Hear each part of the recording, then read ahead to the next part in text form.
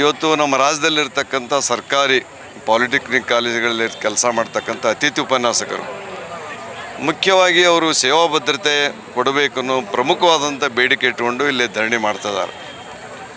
ಹರಿಯಾಣ ಮಾದರಿ ಇವತ್ತು ನಮ್ಮ ದೇಶದೊಳಗೆ ಹರಿಯಾಣದೊಳಗೆ ಇದ್ದಂಥ ಅತಿಥಿ ಉಪನ್ಯಾಸಕರಿಗೆ ಸರ್ವಿಸ್ ಸೆಕ್ಯೂರಿಟಿ ಕೊಟ್ಟಾರೆ, ಸೇವಾ ಭದ್ರತೆ ಕೊಟ್ಟಾರೆ. ಅದೇ ರೀತಿಯೂ ನಮ್ಮ ರಾಜ್ಯದೊಳಗೂ ಕೂಡ ಮಾಡಬೇಕಂದ್ರೆ ಇವರೆಲ್ಲ 15 ವರ್ಷ ಅದು ಕೆಲಸ ಮಾಡಾಕತ್ತಿ ಪಾರ್ಟ್ ಟೈಮ್ ಆಗಿ. ಈಗ ಇತ್ತೀಚೆಗೆ ಸರ್ಕಾರ 491 ಹುದ್ದೆಗಳನ್ನು ತುಂಬ್ಕೋತೀನಿ ಅಂತ ತಿಳ್ಕೊಂಡು ಒಂದು ಆದೇಶವನ್ನು ಹೊರಡಿಸಿದ್ದಾರೆ.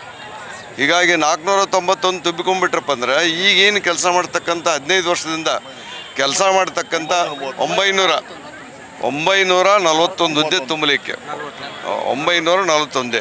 941 ತುಂಬಿದ್ರೆ ಸದ್ಯಕ್ಕೆ 15 ವರ್ಷ ಕೆಲಸ ಮಾಡೋರು ಮನೆಗೆ ಹೋಗುವಂಥ ಭಯ ಮತ್ತು ಭೀತಿ ಅದ. ಅದಕ್ಕೆ ಇದ್ದವರಿಗೆ ಮುಂದುವರಿಸಿ ಉಳಿದಂಥ ಹುದ್ದೆಗಳನ್ನು ನೇಮಕಾತಿ ಮಾಡಬೇಕಂತ ಅವ್ರ ಬೇಡಿಕೆ ಅದ.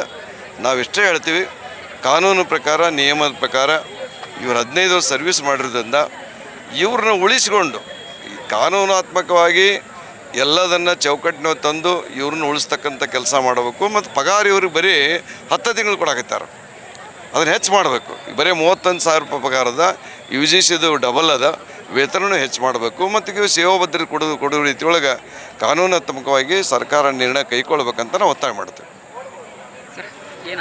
ಈಗ ನಾನಿಲ್ಲಿ ನೋಡೋದ ಪ್ರಕಾರ ಮೇಯ್ನ್ ಇಂಪಾರ್ಟೆಂಟು ಇವರಿಗೆಲ್ಲರೂ ಕೂಡ ಸೇವಾ ಭದ್ರತೆ ಕೇಳ್ತಿದ್ದಾರೆ, ಸಂಬಳನ ಜಾಸ್ತಿ ಮಾಡಬೇಕು ಅಂತ ಕೇಳ್ತಿದ್ದಾರೆ, 12 ಮಂತ್ ಸ್ಯಾಲ್ರಿ ಕೊಡಬೇಕು ಅಂತ.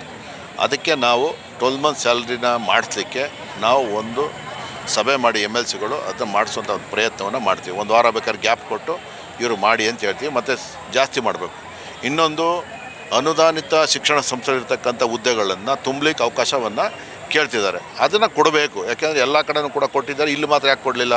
ಡಿಪ್ಲೊಮಾ ಕಾಲೇಜುಗಳಲ್ಲಿ ಅಲ್ಲಿ ಕೊಡಬೇಕು ಅಂಥೇಳಿ ಅದನ್ನು ಮಾಡಿಸುವಂಥ ಕೆಲಸನ ಅದನ್ನು ಮಾಡ್ತೀವಿ.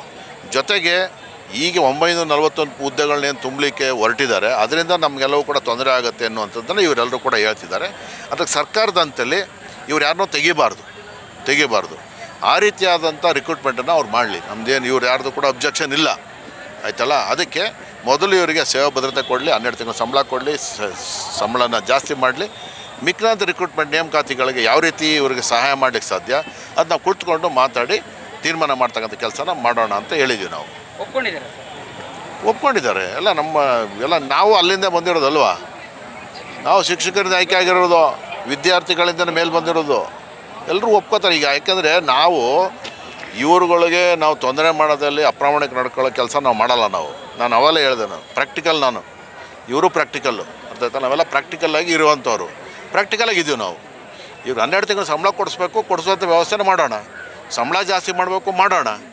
ಮಿಕ್ಕಿನಾದಂತೆ ಏನು 941 ಹುದ್ದೆಗಳನ್ನ ತುಂಬ್ತಾರೆ, ಅವತ್ತಿನ ದಿನ ಅದ್ರ ಬಗ್ಗೆ ಯಾವ ರೀತಿ ಮಾಡಬೇಕು ಅಂತ ಕುತ್ಕೊಂಡು ಮಾತಾಡ್ತೀವಿ ಅಂತ ಹೇಳಿದ್ದೀವಿ. ಆಮೇಲೆ ಅನುದಾನಿತ ಶಿಕ್ಷಣ ಸಂಸ್ಥೆಗಳಲ್ಲಿ ಹುದ್ದೆಗಳು ತುಂಬಲಿ. ಬೇರೆ ಕಡೆ ಯಾವ ರೀತಿ ಹೈಸ್ಕೂಲ್ ಹೆಂಗೆ ಕೊಟ್ಟಿದ್ದಾರೆ, PUನಲ್ಲಿ ಹೆಂಗೆ ಕೊಟ್ಟಿದ್ದಾರೆ, ಡಿಗ್ರಿಲಿ ಹೆಂಗೆ ಕೊಟ್ಟಿದ್ದಾರೆ, ಇಲ್ಲೂ ಕೂಡ ಕೊಡುವಂಥ ಕೆಲಸ ಮಾಡಬೇಕು ಅನ್ನೋಂಥ ಒತ್ತಾಯವನ್ನು ಸರ್ಕಾರದಲ್ಲಿ ಮಾಡಿಸುವಂಥ ಕೆಲಸ ಮಾಡ್ತೀವಿ. ನಮ್ಮ ಕಾರ್ಯಕ್ರಮಗಳನ್ನ ನೀವು ನೋಡ್ತಾ ಇದ್ರೆ ನಮ್ಮ ಚಾನೆಲ್ ಅನ್ನ ಸಬ್ಸ್ಕ್ರೈಬ್ ಮಾಡಿ, ಪಕ್ಕದ ಬೆಲ್ ಐಕನ್ ಒತ್ತಿ ನಮ್ಮನ್ನ ಬೆಂಬಲಿಸಿ. ಹಾಗೆ ನಮ್ಮ ಕಾರ್ಯಕ್ರಮಗಳನ್ನ ಲೈಕ್ ಮಾಡಿ, ಕಮೆಂಟ್ ಮಾಡಿ, ಅದನ್ನ ಬೇರೆಯವರಿಗೂ ವಾಟ್ಸ್ಆಪ್ ಮೂಲಕ ಶೇರ್ ಮಾಡಿ.